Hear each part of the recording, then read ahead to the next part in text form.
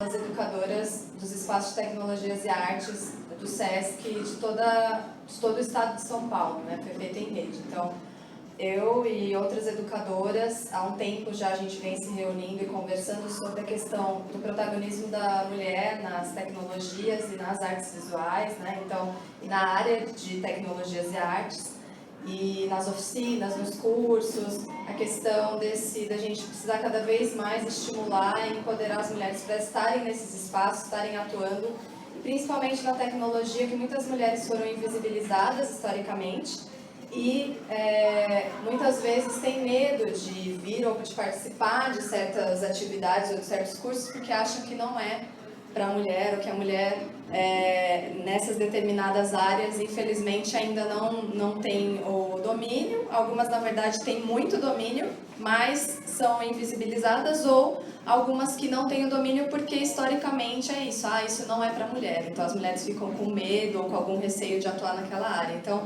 essa programação foi uma tentativa da gente mostrar que não tem isso, a gente pode atuar em qualquer área e participar, atuar e ser protagonista dessas diversas áreas de conhecimento. A tecnologia, as áreas de tecnologia, de computadores, foram, a princípio, muitas mulheres que foram e desenvolveram essas linguagens, né? Então, e a gente não sabe dessa história, então é importante a gente contar essa história. E aí, dentro dessa programação toda, nós fizemos muitos convites para várias pessoas e vários grupos participarem. E aí a gente pensou em trazer um bate-papo sobre a questão da produção cultural que é realizada por mulheres e para mulheres, e pensando nessa questão do feminismo, né? Então, dos direitos, da gente ter os direitos equiparados aí, né? E de atuar de forma a trazer cada vez mais o protagonismo das mulheres. Porque a tecnologia social também é importante. Então, essas ações que são feitas por mulheres em conjunto para trazer esse protagonismo das mulheres, trazer as mulheres em diversas áreas, também é uma forma de tecnologia. E aí a gente convidou essas mulheres maravilhosas que estão aqui para fazer esse bate-papo sobre produção cultural feminista. Então, estou muito feliz de ter vocês aqui hoje, de ter vocês como público. E é isso, espero que vocês gostem. Hoje está sendo um encerramento, né? Na verdade, a gente ainda tem uma atividade amanhã, mas essa mesa está funcionando como um encerramento dessa programação das mulheres e as tecnologias aqui em Jundiaí. Tá bom? Obrigada, gente.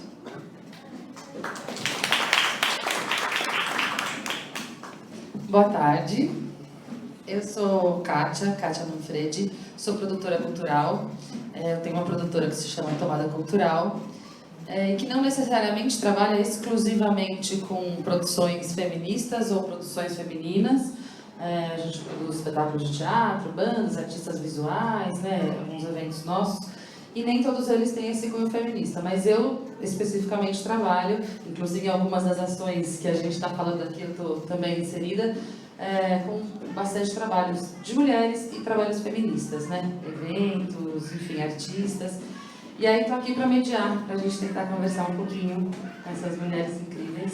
Queria agradecer a Lola pelo convite, agradecer ao SESC pelo convite para mim, para nós, né, e pela oportunidade, por esse espaço que foi aberto para a gente, nós e as outras, para a gente poder estar se colocando. Então, enfim, muito obrigada, e obrigada por vocês, por estarem aqui. Acho que eu vou começar com as meninas da Virada Feminista. A gente tem aqui a Aline e a Mari. A Aline tem 31 anos, a Aline Maria.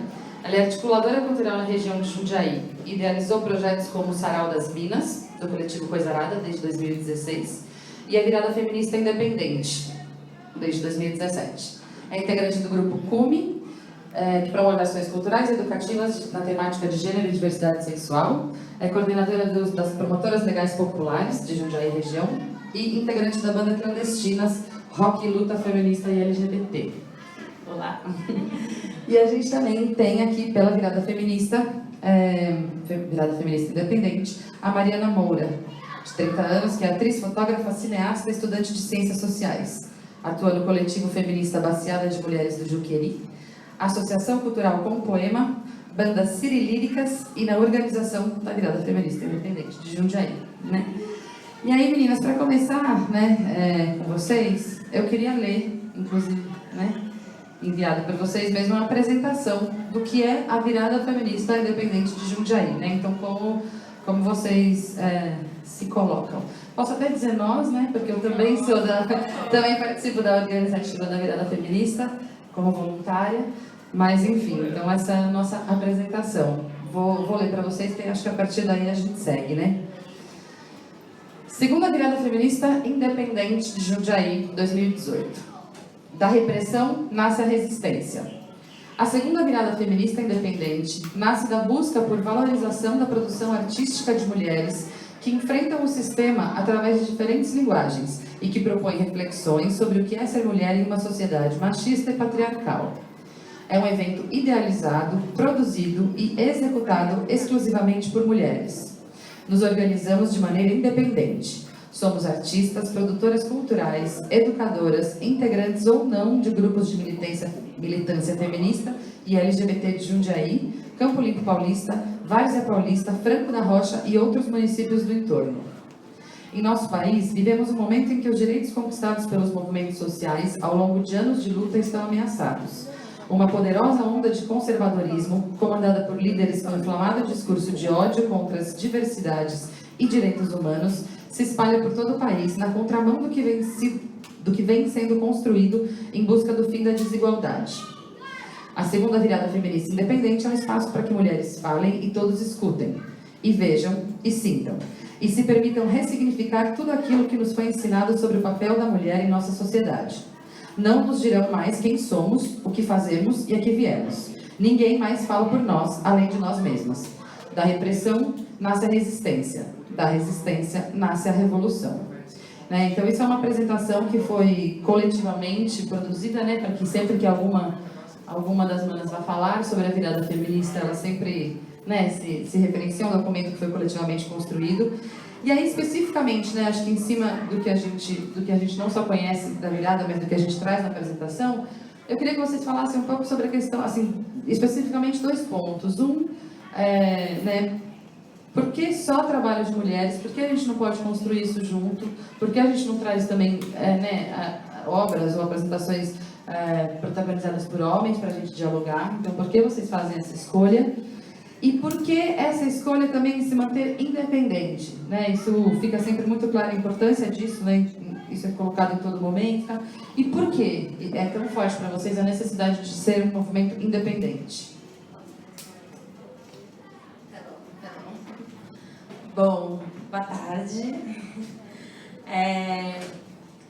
Essa é uma pergunta que é muito recorrente, assim, né? Mas por que não pode ter homens? Mas por que os homens não podem ajudar? Mas por que vocês excluem os homens, né? Às vezes a gente recebe alguns questionamentos assim, é muito frequente.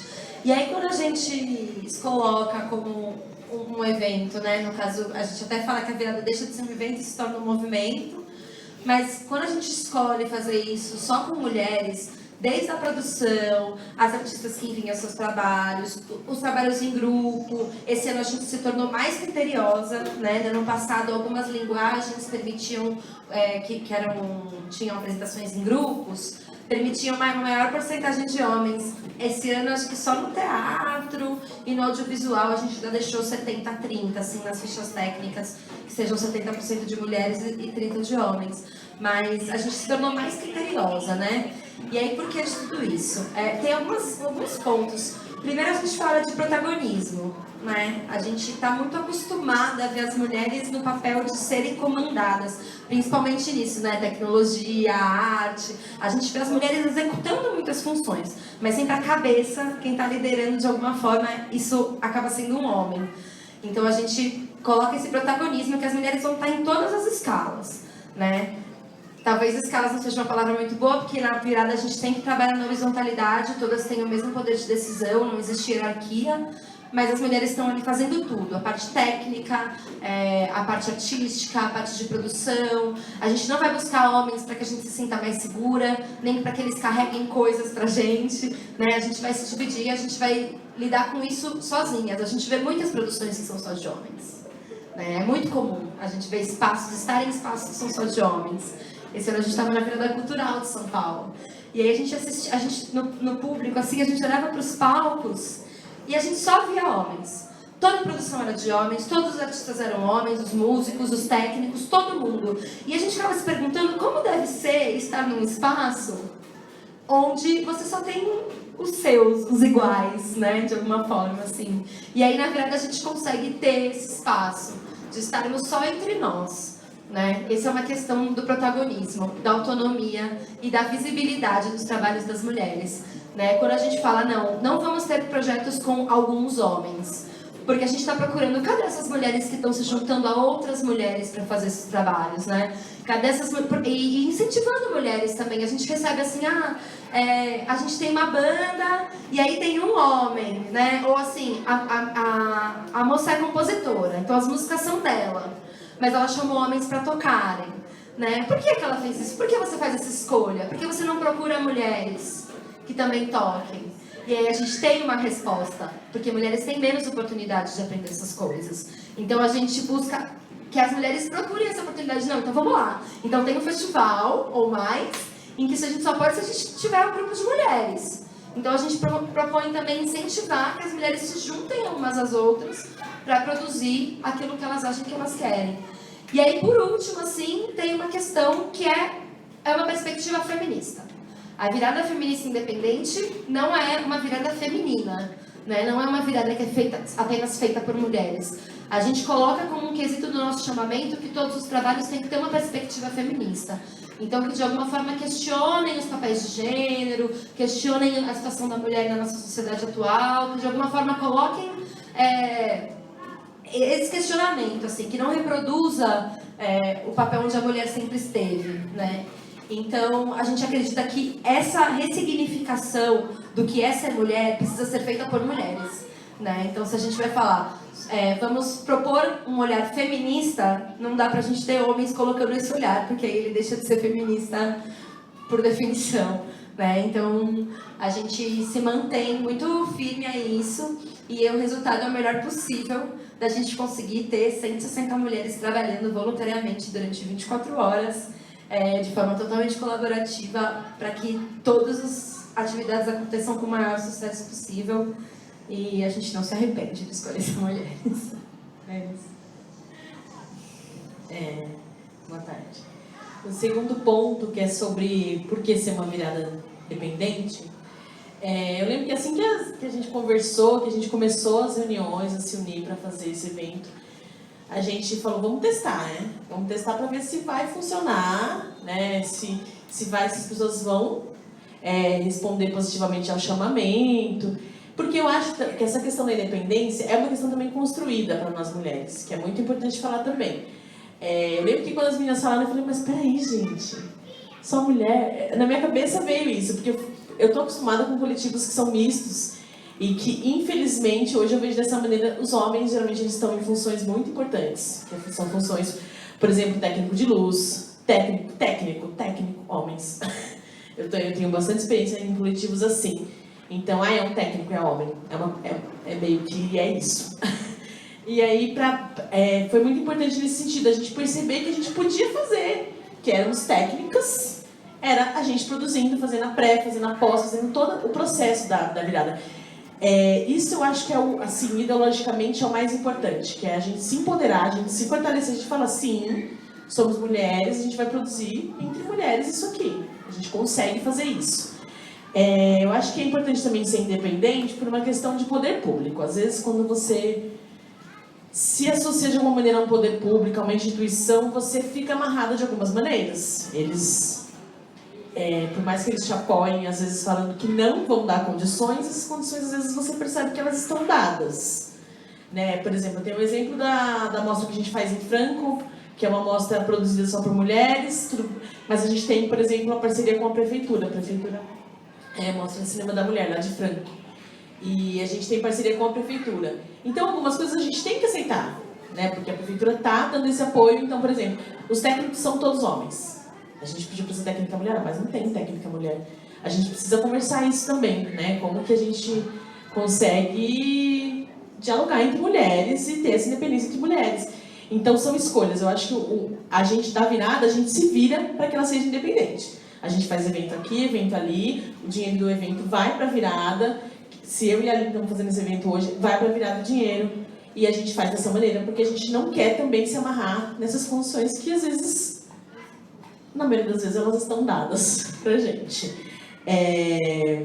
Acho que é isso, mas eu acho que a questão mais importante mesmo é essa questão da gente conseguir se autoafirmar como independente e continuar seguindo nesse caminho da independência da mulher, do protagonismo da mulher, do fortalecimento da gente que está nas equipes, de entender também como que a gente se divide nessas funções, de não ter hierarquia, de não ser, de ser tudo conversado, de ter reuniões sempre para a gente conversar sobre o evento, para que ele continue tendo esse caráter de ser independente, porque eu acho que esse fortalecimento da equipe também tem tudo a ver com como você compra a briga de continuar sendo independente.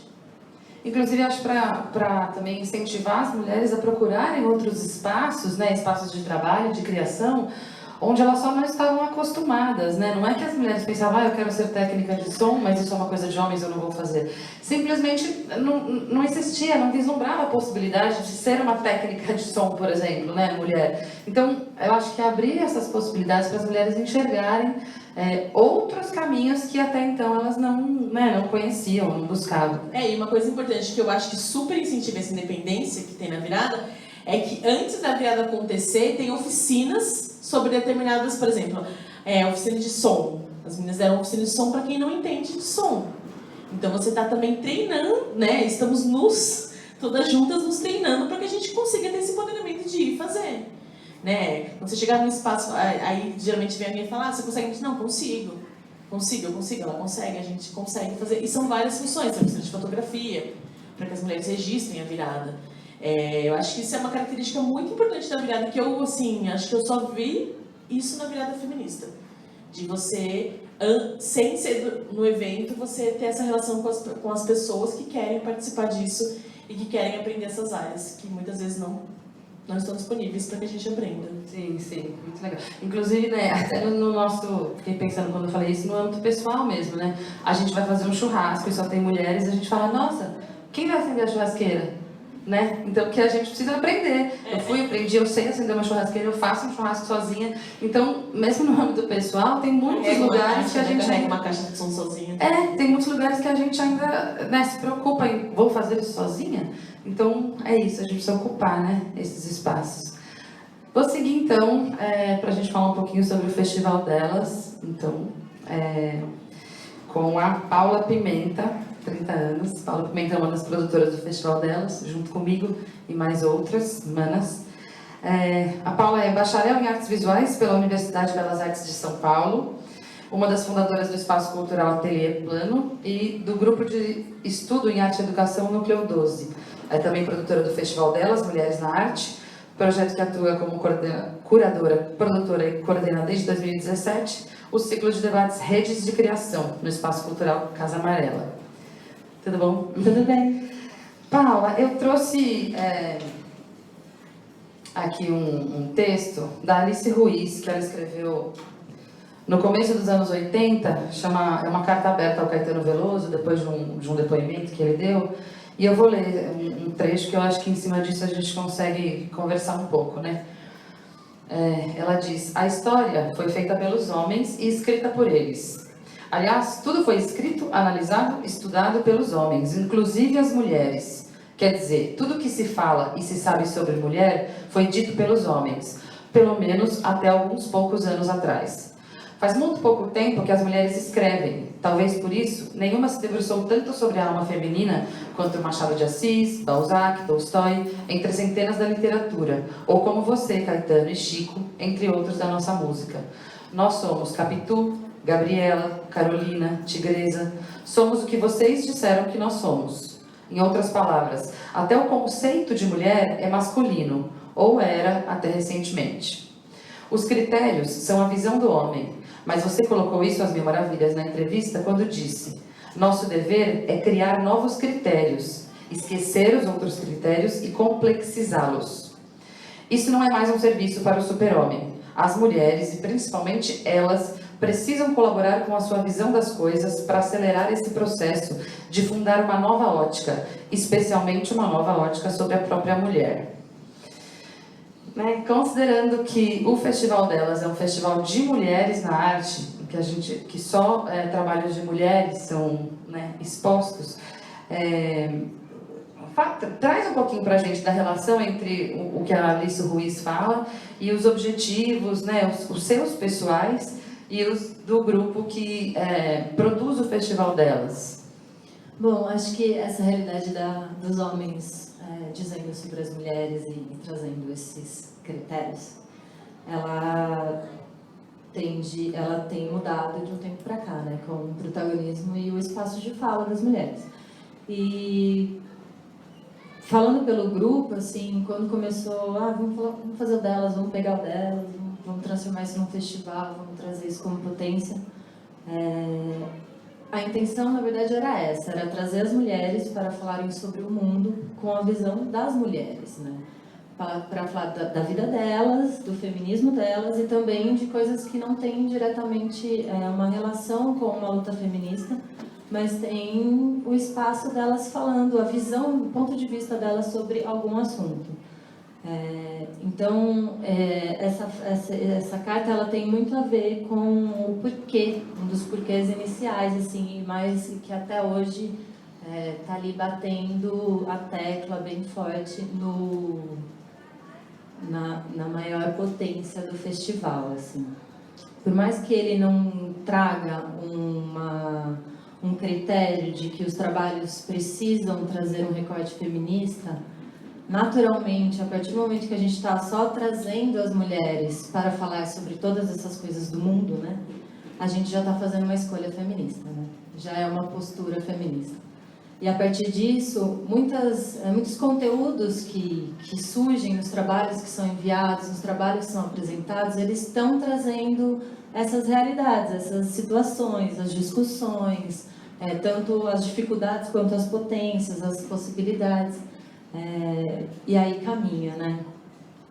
Fiquei pensando sobre esses critérios dos homens, né? E eu acho que dentro do festival, né? E de todas as conversas que reverberam, desde que a gente está fazendo, vamos para a 4ª edição. E então já tem 3 anos aí de pesquisa e atuação, enrolamento e tudo mais. A gente tem se reconstruído, né? Esses critérios têm se reconstruído, tanto sobre nós, quanto sobre o papel do festival, quanto sobre o papel das artistas e a importância de ter uma grade feita por mulheres. A produção da equipe é só mulheres, grande parte da equipe que não é de produção, mas que está apoiando, também são mulheres. A gente tem cada vez mais buscando ocupar os espaços que, em primeiro momento, se fala, vamos chamar, sei lá, assessoria de imprensa. Tem aquele cara. Peraí. E aí volta. Então, vamos ver quem tem de assessoria de imprensa. O montador, né? Montador de exposição. Esse ano foi uma questão, assim, a montagem. A gente tinha uma demanda muito grande de algo muito técnico e que a gente não encontrou mulheres, assim. E aí, na desmontagem, a partir da dificuldade que a gente teve na montagem, eu e a Kátia conversamos e falamos, vamos pagar né, já que a gente está com o dinheiro do apoio, né, que eu já vou entrar nesse assunto para dar o contraponto, vamos dar a oportunidade de algumas mulheres, principalmente da nossa equipe, conseguir fazer esses cursos e agora a gente pode subir em altura, pode fazer um monte de coisa, sabemos dar nó. E é isso, assim, que é uma vitória, parece que não, uma coisa boba, mas é uma vitória, porque tem a ver com a falta de, né, o não acesso que sempre tivemos, né. Aí o século é pequeno, né, dentro de toda a história da humanidade que a gente tem acesso, que nos deram acesso. Então, é uma corrida muito rápida, tem que ser feita para a gente conseguir alcançar as possibilidades e os privilégios que os homens tiveram, né? A gente ficou para trás, deixaram a gente para trás. Então, O aprendizado é constante, para se chegar a uma autonomia, para se chegar a uma segurança de fazer e ter, não, vamos lá, só a mulher vai fazer isso aqui, vai dar certo, porque a gente sabe o que a gente está fazendo, não somos loucas, não somos desequilibradas, sabe muito bem o que a gente está pontuando e sabe principalmente porque todo dia a gente se reconstrói, né? Todo dia a gente está lá se perguntando, mas por que isso, por que daquilo, os porquês, isso faz com que tanto o festival quanto pessoalmente e as meninas que eu posso falar da equipe estão o tempo todo evoluindo nessas questões, né? E aí é muito mais fácil enxergar coisas que até então estavam pré-colocadas para a gente. Eu acho que um ponto importante que eu vou levantar, o Festival Delas, ele não é um festival de caráter independente. Ele nasceu independente, como grande parte das ações da cidade, dos coletivos independentes, dos grupos, mas logo na segunda edição a gente já começou a ter aí um pouco de apoio financeiro, né? E foi um lado positivo, assim. Um dos porquês que isso surgiu foi da gente começar a questionar a importância da gente conseguir nos pagar e pagar as artistas que estavam vindo participar desse festival, desse evento, que seja, assim. É muito comum, né? Vem aqui, vamos fazer uma exposição, sou artista plástica, então isso acontece. Se não puder uma obra para colocar aí e tal, mas a gente não tem dinheiro para pagar, mas a gente pode no máximo, sei lá, colocar o prego, sabe? E eu acho muito, muito forte a questão independente, assim. Mas pra gente não era o que estávamos querendo alcançar. A gente estava querendo alcançar, num certo momento, de fato, fomentar isso. Porque a partir do momento que você consegue pagar a artista, consegue pagar as montadoras, consegue pagar o curso, consegue pagar toda a produção, consegue pagar comida, alimentação, transporte, tudo para todo mundo, isso também dá um up, porque todo mundo paga a conta. E é muito importante que nós, mulheres artistas, tenhamos essas possibilidades, que não fique só no de graça mesmo, que a gente dê esse pulo e ganhe pelo nosso trabalho, assim. Então, como artista, eu tinha essa visão, outras artistas também do grupo todas são artistas, além de produtoras, e tinham essa visão, e acabou que a gente foi atrás desses apoios. Na verdade, a gente não foi atrás dos apoios, os apoios foram atrás da gente. Eu acho que isso. E a gente aceitou os que era interessante, assim. E conseguimos não ter condições muito problemáticas, assim. Muitas regras, acho que a gente conseguiu colocar ali a ideia que a gente queria, 90% da maneira que a gente queria, e potencializamos em muita gente. O festival desse ano deu um salto gigantesco por causa desses apoios, e o reflexo foi muito positivo, assim. Eu acho que, inclusive, os conceitos se relacionam um pouco, porque quando a gente consegue colocar mulheres em postos de trabalho remunerados, a gente também facilita a independência pessoal de cada uma delas a partir de poder ter os seus trabalhos devidamente remunerados, exatamente. Né? Então, são dois caminhos diferentes, mas que, no final, a gente quer chegar no mesmo lugar. Você, Andréia Mendes. Andréia tem 39 anos. Ela realiza ações de curadoria e produção cultural no estado de São Paulo, envolvendo temáticas como raça, classe e gênero. É formada em artes visuais pela PUC Campinas, compõe o núcleo de projetos do Instituto Baobá, de Cultura e Arte, e coletivos como Margem 31, Preta Performance e Pretas e Corporações. Recebeu o prêmio Teresa de Benguela, da Prefeitura de Campinas, em 2016, por sua representatividade como mulher, ativista e artista negra. A Andréia está aqui hoje representando o coletivo Pretas e Corporações. Né? Tudo bem? Tudo bem. E aí eu trouxe também uma provocaçãozinha aqui para a gente começar aí nosso diálogo. Eu trouxe um artigo aqui, um texto chamado Identidades Problemáticas, do Gabriel Kohn. E aí, onde ele diz assim, resumidamente, né, que a gente precisa superar essa questão das identidades, né, dessa segregação de identidades, Ele sugere que a gente busque articulações de luta que se sobreponham a essas identidades individuais, né? Tem até um lugar onde ele coloca que isso acaba tendo um caráter mais opressivo do que libertador. É um caráter opressivo mais do que libertador que certas exigências socialmente definidas de escolha podem assumir. E aí, em contraponto disso, a gente tem, né, outras falas, como por exemplo uma de Jamila Ribeiro, que quando ela fala no Quem Tem Medo do Feminismo Negro, ela traz que é preciso resistir à tentação da universalidade, porque ser universal nessa questão é já também excluir. E aí, é claro, né, eu estou trazendo uma fala de um homem branco, uma fala de uma mulher negra, né, para você se colocar. Eu até imagino onde você se identifique mais. Mas eu queria que você falasse um pouquinho se de fato a fala da Djamila te contempla e como você entende essa outra fala das identidades problemáticas a partir do trabalho das pretas em corporações. Muito boa tarde a todas e todos. É uma honra estar aqui, né, participando desse bate-papo com essas mulheres incríveis. Agradeço a Lola, ao SESC. Então, eu queria saber, eu não conheço esse autor. Eu gostaria de primeiro entender quem é ele, de onde ele fala. Ele é um homem, né, que você falou. Ele é um homem branco, um homem preto. Ele é um... branco? Então, eu vou falar do ponto de vista de uma mulher preta, retirante, nordestina, que está adentrando esse universo da produção cultural e feminista, né?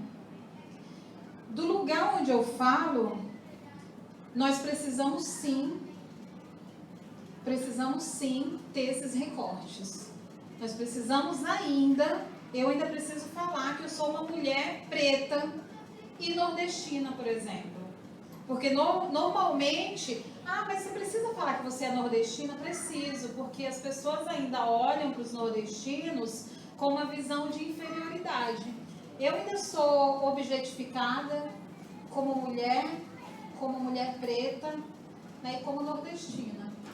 E eu sou uma mulher que produz para mulheres pretas, nordestinas, né, periféricas. Então é outro lugar que eu estou e eu acredito que ele não esteja, por isso ele não entende a necessidade de nós trabalharmos as particularidades. Então, no meu caso, né, e a Djamila fala da questão de se ter cuidado com a universalidade, né? Eu já acho que tudo é para nós.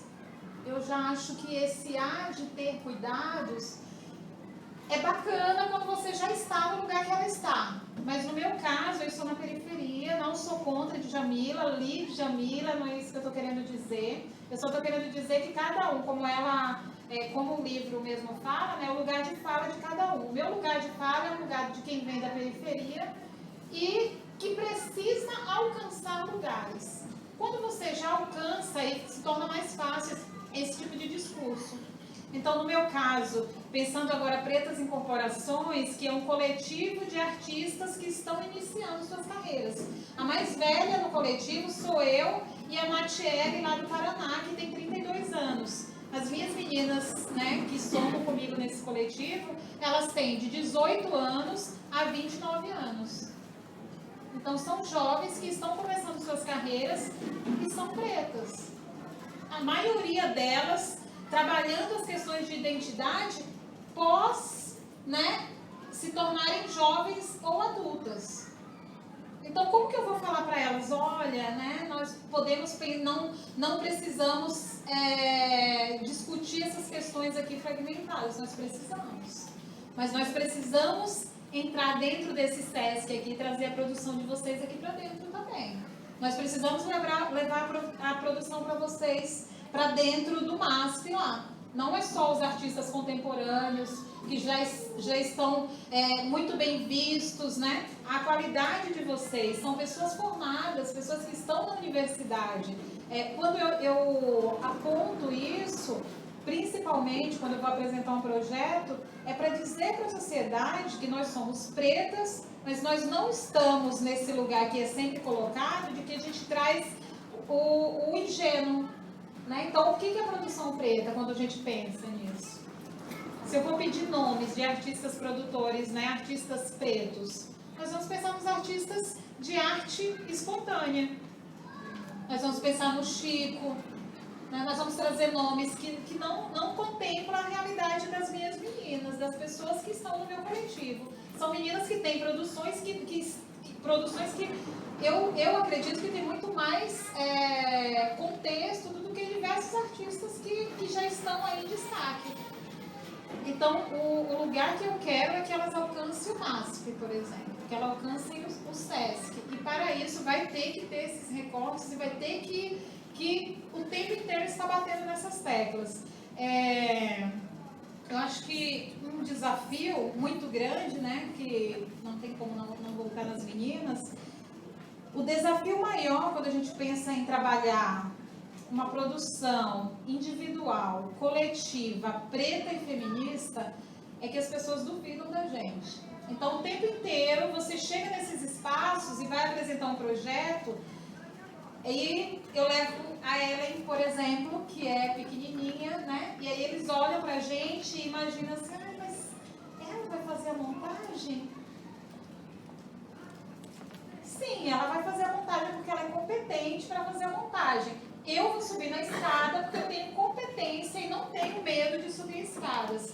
Que é essa pegada de vocês. Toda a minha produção é feita por nós. Eu estou dentro do SESI, nesse projeto que eu falei para vocês, mas é uma produção que quem vai fazer sou eu, a Ellen e a Paula. Somos nós as produtoras, somos nós as montadoras e somos nós que vamos subir na escada, que vamos colocar os pregos, porque eles precisam nos olhar muito para além dessa visão, né, que eles criaram de delicadeza. Esse lugar de delicadeza não nos pertence. E no nosso caso é isso. Tem, além da questão da delicadeza, é a questão da gente não ter qualidade, né? Então você é preto, nossa, mas será que elas aprenderam a fazer isso mesmo? Será que esse texto é da Andréia? E aí, de novo, né, eu tive um problema também nesse mesmo projeto, que foi um problema pesadíssimo. Eu tive a minha produção intelectual negada, assim. Eu fiz o projeto, mandei para eles, fiz o material de release. Eu tive a dificuldade de ver, eu tive a tristeza de ver no material gráfico, sem meu nome, sem meu texto crítico na impressão do material. Então, quem for na exposição não vai ver meu texto. E quando eu fui questionar isso, porque eles disseram, ai, fique calma, porque em novembro nós vamos alterar. E aí a pergunta que eu deixo, se fosse uma artista que viesse lá, né, uma artista de uma galeria da Brasiliana lá em São Paulo, né, uma curadora da Brasiliana, né, pensando no nome grande aí, não sei. Será que ia acontecer isso? Será que o nome dessa curadora não constar no folder, que não foi só da curadora, foi de toda a minha produção, da minha equipe de produção? Será que isso aconteceria? Ou será que é o lance da esmola? Porque eu sou a única pessoa que ainda acessa esses espaços. Mas a sensação que eu tenho é a sensação que eu estou te dando uma esmola. Então você não tem muito o que pedir. O que você vai pedir? O que você está querendo, além de eu já te dar a oportunidade? Porque é isso que você sente. Por mais que você não verbalize, mas está nítida na sua aparência. Que tipo? Como assim? Você está exigindo, além de tudo que eu já te dei, você ainda está querendo que eu jogue 2.000 folders fora só para colocar seu texto e os dados das informações da sua equipe? Então, como não falar, né? Como não fazer esses recortes? Então, o lugar que eu estou ocupando, o lugar que o nosso coletivo se coloca é de dar visibilidade para as nossas produções e, para além de dar visibilidade, acessar esses espaços e saber que as pessoas que vierem do lugar aonde nós queremos atingir, quando chegar ali, se sente contemplado. Então, se eu produzo uma arte preta né, uma arte produzida para pessoas pretas, penso num diálogo de pessoas pretas, eu tenho que pensar que minhas artistas elas têm as suas produções pessoais, cada uma tem sua poética, tem o tipo de material que eles trabalham, mas nós temos uma coisa em comum, todas nós somos pretas. Todas nós somos pretas. E quando esse espectador, né, passeia nessas exposições, talvez nas obras de arte, eles não percebam o tom da pele da gente. Porque elas têm sim que produzir coisas que dialogam com aquilo, com o íntimo delas. Mas eu faço questão de colocar a imagem das meninas, a minha imagem implícita ali, porque eu quero que quem chegue ali entenda que aquela produção foi feita por uma pessoa preta para elas. Isso para mim é de extrema importância, porque eu nunca cheguei em uma galeria de arte e me senti contemplada. Eu tenho os artistas que eu amo, artistas pretos que eu amo, mas que são artistas que também já estão em outro lugar e que infelizmente não estão nos lugares onde esse público periférico acessa. Né? Então, eu gostaria muito, né? A Rosana fez um trabalho lá em Campinas, Rosana Paulino, fez uma professora especial lá. E eu tentei levar o trabalho da Rosana para a nossa Estação Cultura, que é um espaço onde a população, né, circula. E a minha amiga, que é a Paula, que fez esse trabalho com a Rosana, ela comentou, Déia, sem chance, não tem como trazer uma obra da Rosana para dentro desse espaço. Então, a Rosana não pode estar naquele espaço. Mas eu tenho certeza que ela adoraria dialogar com aquele público, porque é aquele público que não se entende preto, né? Ou que nega a sua identidade por conta desse racismo, né? Porque isso que eu sofri lá nessa outra instituição é racismo, né? Um racismo estrutural, um racismo institucional que as pessoas não entendem como racismo. Não vai dizer, Andréia, pelo amor de Deus, como é isso? É isso quando você olha para mim e diz assim, mas eu já estou te dando isso. Coisa que ele não vai falar para outra pessoa. Agora, eu não vou chorar essas lágrimas. E aí eu vou inverter esse jogo, porque eu vou fazer esse projeto, não é para aquela instituição. O projeto está sendo preparado para o público que é o meu público objetivo, que é o meu público periférico. Então, às vezes, muito melhor não ter meu texto ali e saber que eles vão chegar ali e vão se reconhecer. Né? Então, passar por algumas dificuldades para poder fazer um trabalho que alcance um número maior de pessoas e que essas pessoas, ao acessar essas obras, de fato se sintam afetadas positivamente por elas, né? Eu acho que é isso. É importante esse ponto que você colocou, eu acho que fica muito difícil separar